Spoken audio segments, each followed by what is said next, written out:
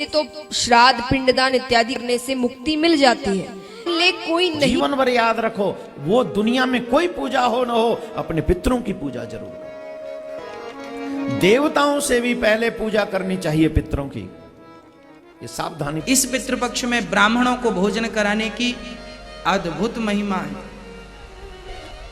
ब्राह्मणों को इतना भोजन कराइए कि पत्तल में कुछ बच जाए, चाट कर ना खा जाए, सारा कुछ बच जाए, और जो बच जाए उसे आप कहते हैं पितृपक्ष में ब्राह्मण जो खाता है उसके खाने के बाद जो बचता है उसे यदि कौवा खा ले तो वो सीधा पितरों तक पहुंचता है। तो अपने अपने इलाकों में अपने अपने साधकों के लिए अच्छे अच्छे ब्राह्मण इकट्ठे करके और सामूहिक श्राद्ध भी कर सकते, नहीं तो अपने अपने घर में कर लेना, आश्रम में आने जाने का कर। 3 वृक्ष के नीचे 16 श्राद्ध में किसी भी एक दिन आपको भोजन को रखकर रह जाइए, अपनी कामना कर कर सुख का अनुभव होगा, पितरों को शांति। हाँ, आपने पिंडदान किया, आज से लेकर के ऊपर तक के जिनके लिए पिंडदान किया गया था उनके लिए श्राद्ध नहीं हो पाया। इस पिंडदान के द्वारा उनको तृप्ति और उनको मुक्ति मिल गई।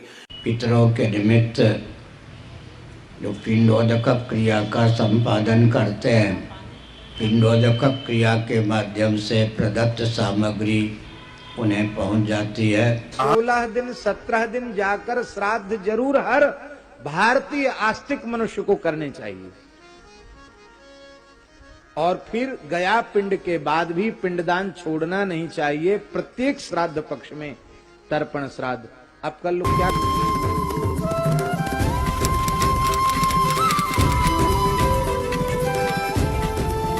पितरों को पूजने वाले पितरों को प्राप्त होते हैं और पितृलोक में जाते हैं, और भूत प्रेतों को पूजने वाले भूतों को प्राप्त होते हैं, और नए जन्म में उन्हें भूत प्रेतों की योनि मिलती है। में इन श्राद्ध आदि कर्म कांड का निषेध है, और गीता जी में निषेध 9वें अध्याय के 25वें श्लोक में स्पष्ट किया है, भूत पूजने वाले भूत बनेंगे। ये देखिएगा, श्रीमद् भगवत गीता, गीता प्रेस गोरखपुर से प्रकाशित है, जयदयाल गोविंद का इसके अनुवादक है। ये है अध्याय नंबर 9, श्रीमद् भगवत गीता, श्लोक नंबर 25। देवताओं को पूजने वाले देवताओं को प्राप्त होंगे, पितरों को पूजने वाले पितरों को प्राप्त होते हैं, और भूतों को पूजने वाले भूतों को प्राप्त होते हैं, और मेरा पूजन करने वाले मुझको ही प्राप्त होते हैं। आज आपको थोड़ा सा विवरण देंगे कि ये श्राद्ध क्यों निकाले जा रहे हैं। हमारे जो धर्मगुरु थे ये अज्ञानी थे, 1 नंबर के। इनको ना अपने सिलेबस का पता था, अपने टेक्स्ट की बुक्स का पता नहीं। पुराण, श्रीमद् भगवत गीता और वेद ये हमारे आध्यात्मिक सिलेबस है, और हमारे धर्मगुरु संस्कृत जानते थे हम, और ये संस्कृत बोला करते थे। गीता का और वेदों का मंत्र तो वही बोल देते थे, अनुवाद अपने हिसाब से गलत करते थे, जिस कारण से हमारे अंदर भ्रम बना रहा कि ये बड़े विद्वान हैं, संस्कृत भाषा जानते हैं। इन्होंने सदग्रंथों को ठीक ठीक जाना होगा। इन्होंने अपना भट्ठा बैठाया और साथ में हमारे पूर्वज भूत बनवा कर छोड़ दिए। गीता जी अध्याय नंबर 16 के और श्लोक नंबर 23 में कहा है कि अर्जुन, जो शास्त्र विधि को त्याग कर मनमाना आचरण करते हैं, यानी जो पवित्र सदग्रंथों में वे ऑफ वर्शिप नहीं लिखी है, साधना की विधि, और उसके आधार से जो भक्ति करते हैं उनको कोई लाभ नहीं होता। देखिएगा, यह है श्रीमद् भगवत गीता अध्याय नंबर 16, श्रीमद् भगवत गीता अध्याय 16 का श्लोक नंबर 23। जो पुरुष शास्त्र विधि को त्याग कर अपनी इच्छा से मनमाना आचरण करता है वह न तो सिद्धि को प्राप्त होता है, न परम गति को और न सुख को ही। 24वें श्लोक में 16वें अध्याय के में कहा है, इससे तेरे लिए कर्तव्य और अकर्तव्य की अवस्था में जो कर्म करने चाहिए भक्ति के, जो ना करने चाहिए, शास्त्र ही प्रमाण है। किसी की दंत कथा पर विश्वास मत करना। ऐसा जानकर शास्त्र विधि से नियत यानी शास्त्रानुकूल कर्म ही करने योग्य हैं, यानी और कर्म नहीं करना। जो गीता में लिखा वही मंत्र जाप करना, उतनी ही क्रिया करना। अब ये श्राद्ध कितना आगे फिर। अब आपको दिखाते हैं एक झलक पुराणों में क्या लिखा है। एक मार्कंडेय पुराण है। एक रुचि नाम के ब्राह्मण थे, ऋषि, और उसने वेदों को समझा पढ़ा कि मनुष्य जीवन, ये ज्ञानी आत्मा थे, कि मनुष्य जीवन केवल मोक्ष प्राप्ति के लिए प्राप्त होता है। इसलिए उसने ना तो विवाह कराया, ब्रह्मचारी पद पर रहते हुए 40 वर्ष की उम्र हो गई थी और अपना जंगल में वन में रहता था, कोई मकान झोंपड़ी भी नहीं डाल रखी थी।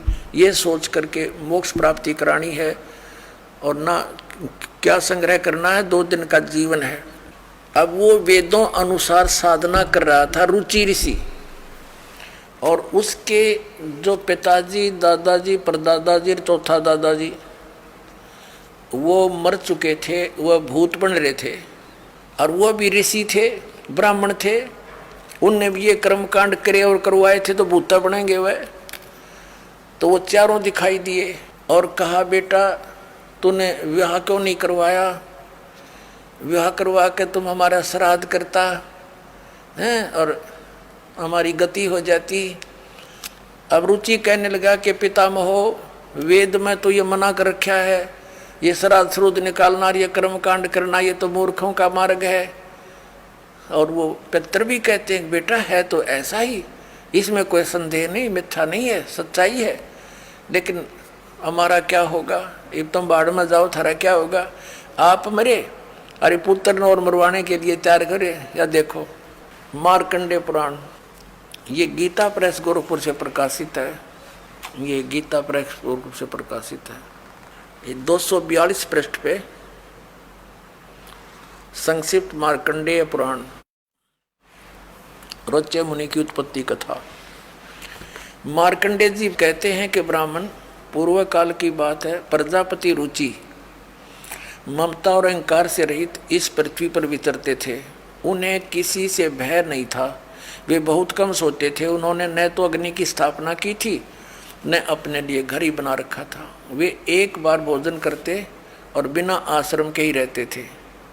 उन्हें सब प्रकार की आसक्तियों से रहित एवं मुनिवर्ती में रहते देख उनके पितरों ने उनसे कहा,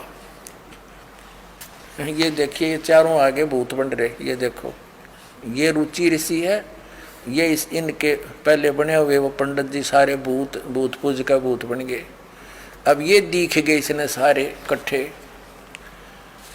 पितर बोले, बेटा विवाह स्वर्ग और अपवर्ग का हेतु होने के कारण एक पुण्यमय कार्य है।